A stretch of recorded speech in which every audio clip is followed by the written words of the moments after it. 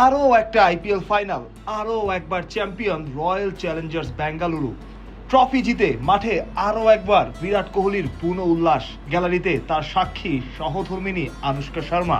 Champions লিগে PSG back to back শিরোপা জেতার পর আইপিএলে আরসিবির ব্যাক টু ব্যাক শিরোপা।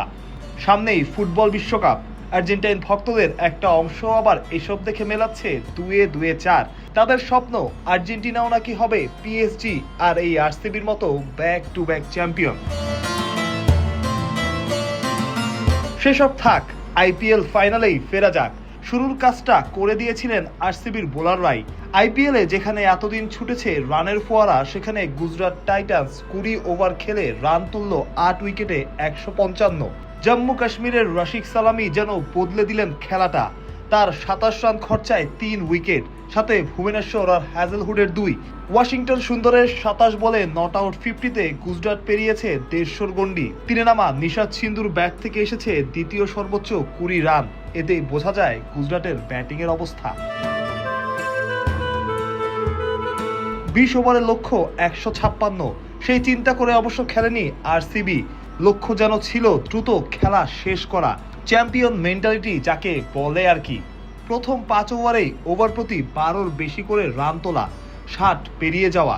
16 বলে 32 রান করে ভেঙ্কটেশ আয়ার ফিরে গেছেন ঠিকই, তবে দলকে এনে দিয়েছেন দারুণ শুরু।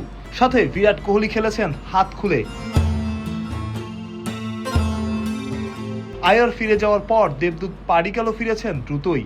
তবে অন্য পাশে ঠিকই ছিলেন কোহলি। প্রথম 12 বলেই তার ব্যাটে 35।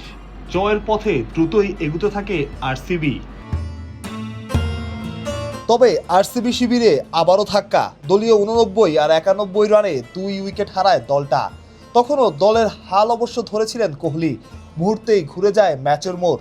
খেলায় ফেরে গুজরাট, যার পেছনে আফগান রশিদ খান। তখন অবশ্য বলের চাইতে রান প্রয়োজন ছিল কম। কোহলি খেলে গেছেন নিজের খেলাটাই। পরিস্থিতি বুঝে ব্যাট চালিয়েছেন, সময় নিয়েছেন, 50 তুলেছেন। টিম ডেভিডের সাথে গুরুত্বপূর্ণ পার্টনারশিপ। দলের যা প্রয়োজন ছিল করেছেন তাই। বড় ম্যাচের প্লেয়ার বলে কথা। সালামের দুর্দান্ত বোলিংয়ের পর কোহলির ব্যাটেই চ্যাম্পিয়ন বেঙ্গালুরু। এত বছরের ব্যর্থতা।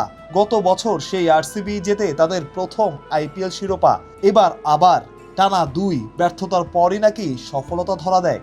কঠিন সময়ের পরই নাকি পাওয়া যায় সুখের দেখা। বেঙ্গালুরু যেন তারই উদাহরণ। আর ভালো খারাপ এই 2 সময়ের সাক্ষী বিরাট কোহলি। মাহরুষ প্রত্যয়, বিডি ক্রিক টাইম।